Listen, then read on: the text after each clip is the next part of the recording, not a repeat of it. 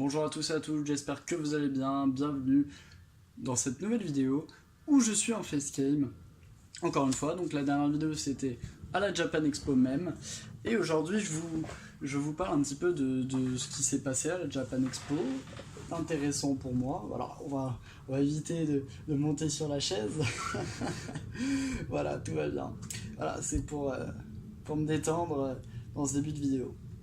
Alors, qu'est-ce que je peux vous apprendre de nouveau sur cette Japan Expo? Bon, elle était très simple, très sympa. J'ai fait quelques petites rencontres, c'était sympa. Donc une rencontre qui était plutôt sympa. Une autre aussi vraiment sympa. Voilà, une personne que je connaissais de Discord et c'était sympa. Deux personnes d'ailleurs de Discord. Et voilà, et c'est ça qui est fabuleux avec ce genre d'expo, c'est que bah, ça réunit tout le monde et ça vous permet de vous voir, des gens qui sont loin d'habitude et qui viennent.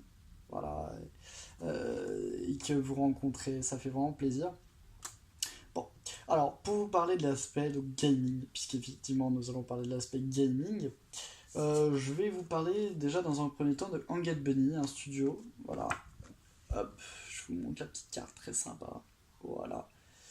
Angel Bunny, en fait, c'est un studio de jeux vidéo indépendant. Donc, j'espère que vous vous souvenez de ma playlist Indie Game qui va certainement reprendre plus tard, puisque j'ai l'intention de refaire des épisodes de Indie Game, même si ça fait depuis le septembre 2016 que j'en ai pas fait une.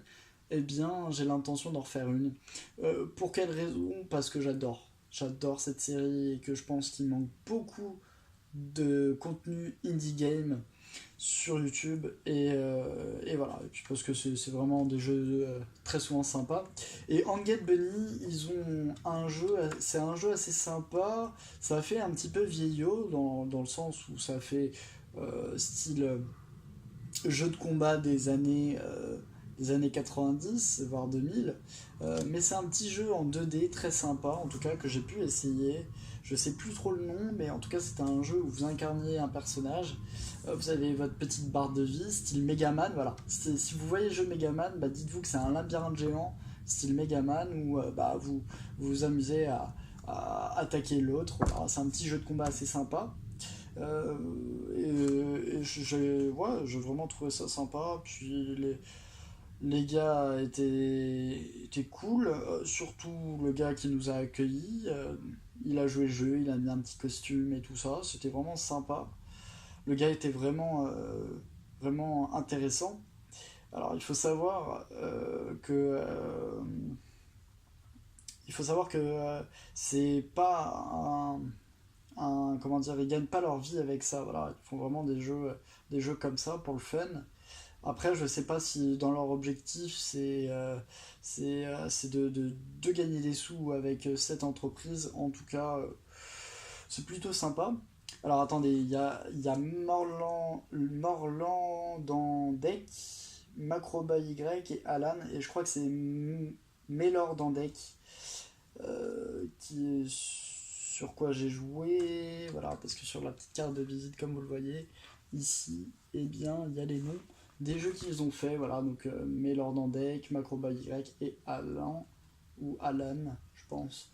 Voilà, donc allez les voir, je vous mettrai dans la description le site internet, parce que ça a l'air plutôt sympa. Bon, ça c'était pour eux. Et ensuite, un jeu que je n'ai pas testé mais que j'ai vu et qui a l'air excellent, ça s'appelle Super Chicken Catchers. Alors non, je ne suis pas sponsorisé ou quoi pour le faire, c'est juste que j'aime beaucoup le concept des jeux ou quoi. Je ne gagne pas non plus d'argent, non, hein, évidemment. Euh, Puisqu'il y a un truc qui est un peu flagrant, c'est que je n'ai pas énormément d'abonnés pour le faire.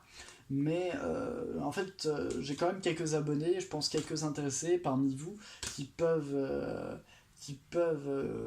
investir dans ce type de jeu, parce que c'est vraiment un type de jeu très appréciable. Alors il y en a c'est gratuit, et il y en a d'autres c'est payant, et celui-là il va être payant, mais à un prix relativement bas. Et je pense que c'est ça la particularité de ce type de jeu déjà. Et puis c'est intéressant parce que c'est un petit jeu. C'est des petits jeux très souvent. très sympa que vous faites entre amis très souvent, donc voilà. Et puis donc je vais vous parler de Super Chicken Catcher. Tenez, ça c'est un jeu super sympa. Regardez le petit poulet, comment il est bien designé. C'est un jeu super bien designé qui à l'origine était un jeu d'étudiants. Et, et le gars me racontait que ce jeu, en fait, bah voilà, c'était qu'un projet étudiant, et ils ont vraiment bossé dessus. Ils se sont rendus compte que bah, un jeu vidéo, c'est pas si simple à faire, même un jeu vidéo, tout ce qu'il y a de plus basique.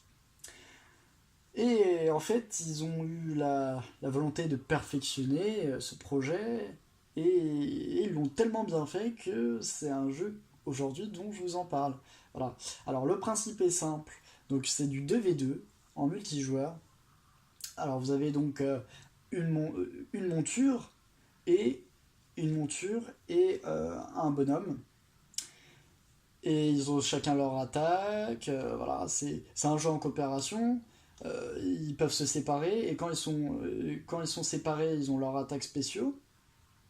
Une attaque spéciale. Voilà. On fait des petites erreurs, ça arrive. Voilà. Et le principe du jeu donc est simple, c'est de prendre le poulet le plus longtemps possible, ce qui vous fait amasser des points et gagner votre équipe. Voilà. Et donc du coup, bah, vous vous fritez un petit peu pour récupérer le poulet ou pour le garder. Voilà. Le but c'est de le garder le plus longtemps possible. Alors, l'un des développeurs du jeu m'a très clairement expliqué qu'en fait au début ça sera du local, c'est-à-dire que vous pourrez posséder votre propre serveur local, et puis plus tard vous aurez il y aura leur propre serveur. Et je vous transmettrai le lien dans la description pour accéder au site internet. Eh bien, moi je vous dis, c'est vraiment intéressant comme jeu, quoi. C'est un jeu très basique et en même temps très sympa, très bien fait. Et voilà, quoi, c'est un jeu en 3D. Et, euh, et voilà, je suis très content.